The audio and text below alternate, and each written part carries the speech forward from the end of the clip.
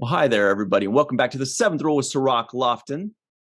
Hello, hello. We've got the free-for-all going on. Melissa Longo is here, of course. We're also joined by Justin Weir, Anil O. Palat, finally back. Jed Thompson, hello. Allison Leach-Hyde, wearing a radical Cisco shirt that Melissa Longo made. Jason Oken is here as well, ready to drop knowledge bombs as per usual. Goldu Scott Jensen is here with his sneer. Homer Frizzell is also here hanging out, thinking things. Carrie Schwent is also here. She's got a haiku possibly for us. And Mai is live in Tokyo with Sirach, dead center, and Aron and I are sharing her armpits. There we are. Best. Oh man, Ryan, you're right in there, yeah. All right. So Melissa prepared a couple things for us. Let me pull these up. It is from when we reviewed this episode. Let's see. It was around May of 2019. It's about 4 years ago. Probably June of 2019. So right around. Here is the first one. Let me do this. It's going to be really meta for everybody listening in here. Okay, so hopefully this will work. Check this out. Well, I just think it's a really interesting conversation to talk about ethics and morality in conjunction with the Prime Directive. Yeah. If you are a blind Federation, I shouldn't say blind. That's not the right way to say it. But if you were following Federation protocol and rules of the Prime Directive, that the idea behind that is that you. And you correct me if I'm wrong, or elaborate, Ryan, for me, because I may not express it correctly. But basically, the idea is not to get involved and not to change the course of a new civilization, species, or whatever. Not to get involved to the point of changing or altering their course or their life in the way that it's going. Yeah, is that a fair way to say that? Their development. Yeah. Okay. Nobody cares what Ryan has to say. So, Melissa, can you tell us, please, why you chose that nice little snippet? Because I think it is an interesting question, especially with the rewatches with TNG, because they deal with those same kind of questions of, the Prime Directive. And I was kind of wondering if that applied here so much. Does the Prime Directive apply when a species is coming to you rather than you going to them?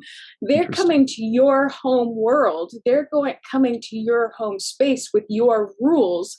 So, how far does the Prime Directive extend beyond? They're essentially a guest in your house. So, it's not the other way around. You're not the guest in their house. So how far does the Prime Directive really apply in this situation? That was my question. It's a good one. It's a good question too. Who's got an answer for it though? I think we're all looking at Mai right now. But if I can interject real quick, it's great to be back real fast.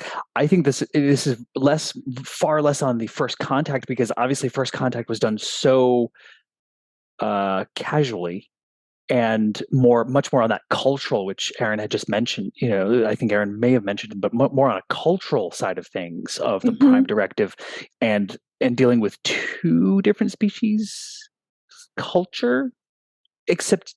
Melissa, you're right. They're in your living room, and right. Shouldn't they respect your rules?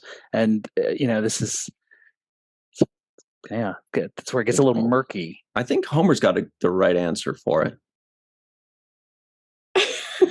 He's like, great. Now I have to unmute myself. So much work today. I was hoping to get the right answer from YouTube.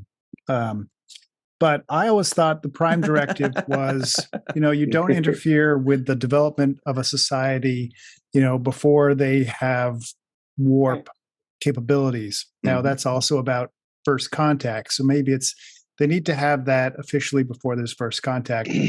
Clearly, these guys fly around, so let's assume they could go fast, so they had warp. Okay, so you have first contact.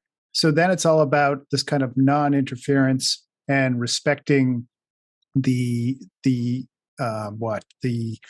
culture and what it stands for, and that always comes up in Star Trek. I think it's a gray area, and I think they were able to take advantage of that, and in this one. But I'm not. I look forward to someone else explaining exactly what the Prime Directive is and how it's changed over time. How's that for a non-answer? Very good. But who could possibly know every single detail about It's going to tell us about the sound recording quality. No. No. No. Okay. I mean, I can give it a shot, but Give it a shot. I mean, first of all, I mean, I guess, Homer, the right question is, what is the Prime Directive? And if you look at the history of the Prime Directive, he was basically put forward or developed not to interfere with alien cultures, sometimes primitive ones. But the question is, if you talk about non-interference with the way culture develops, even if somebody comes to you, you can still influence them in such a way that their society doesn't develop in the way you think they would develop otherwise. So maybe the boundaries are a little bit different, but the overall impact may still matter. It may be that you can do a lot more without impacting them in that way, but you still can. If you go and you start, for example, you take one of their, political leaders and you imprison them or take them away or whatever not, that could be interfering with their culture, things of that sort. Aaron brought up something along those lines in these clips where he said, but the very mere fact that they're meeting at all is going to change the course of their culture, because we all affect each other, whether we mean to or not. So just that first contact is a changing great movie, yeah, of the course. Well, let's actually, speaking of Aaron, let's hit this next clip that you chose for us, Melissa Longo. It is from the same review of Aaron, myself, and Sirach. Sirach's wearing a Space Force hat. That's pretty cool. I saw that. That was great. All right, let's see if this one works. Because I want to hear your thought on this. So in my thought, I almost would have rather seen Cisco give him back and go, that's what he wants. Who are we to tell Tosk what his life is worth or what his purpose in this world is? And this is their society. And while and even from the Hunter, there's great reverence for Tosk. I mean, it goes back to the Gladiator, right? It was reminiscent to me of Gladiator, although they were slaves, but right? I don't know my history very well. So Melissa, I think we brought that clip a little bit longer than you wanted us to, but I'm glad we hung on for a few more seconds. That was good. Why'd you choose this clip? Well, because it kind of goes back to that same question about, interfering and what have you, and actually rewatching this episode last night made me think that actually O'Brien put them back on course to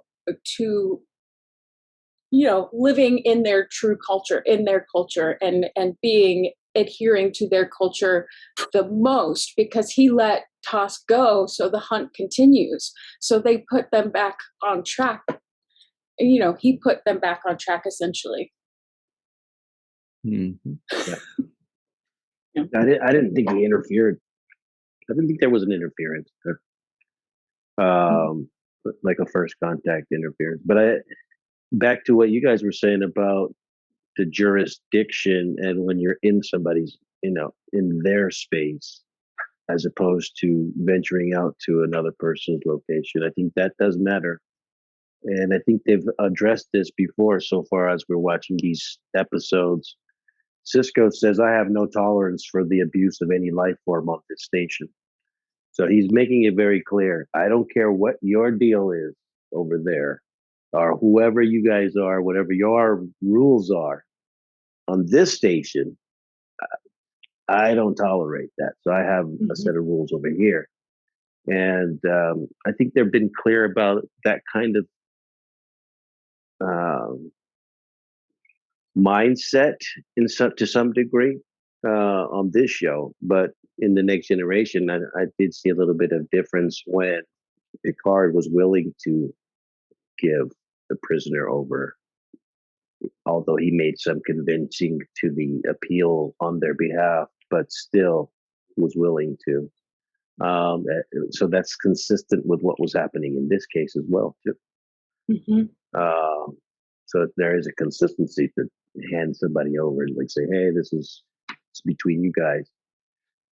But to find a way out of it is how the captain allows those things to happen. Picard did it by kind of talking the alien into. Yeah, you're talking about symbiosis. I think that was it. Right. And with the people that were addicts. Right. Absolutely. And he made that deal in Symbiosis to, he was kind of trying to take his hands off of it. And I felt like Sisko was trying to take the same approach. However, Sisko allowed this getaway to happen. He could have stopped it. He allowed it to happen. So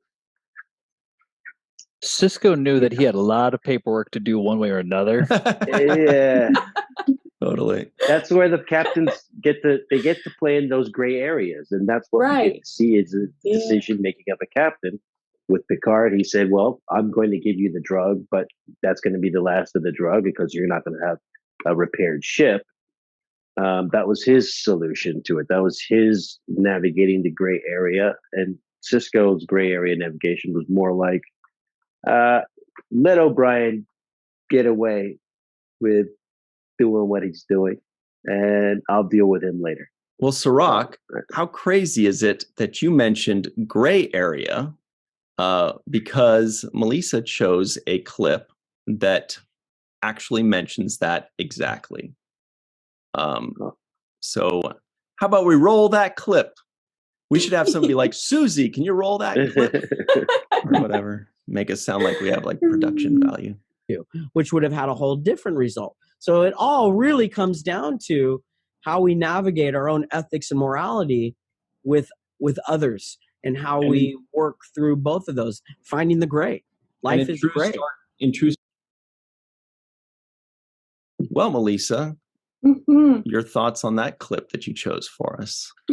Well, exactly what Aron and Sirach were saying.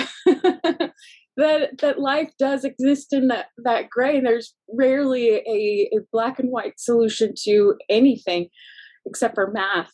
But and that is tenfold when it comes to leadership and being a leader. Is there's so much gray, and you have so much to that you have to navigate in that gray, because people, naturally have their own agendas. So, good or bad or gray, Well, the people in the live chat right now are livid. They're screaming. They're like, what about Jake Sisko guesses the IMDb score? What the heck? So I guess we'll just take a quick break. And on the other side, we'll do that. We'll also see if there are any non-appearance mentions to mention. So everybody stick around. We'll be right back on the 7th rule.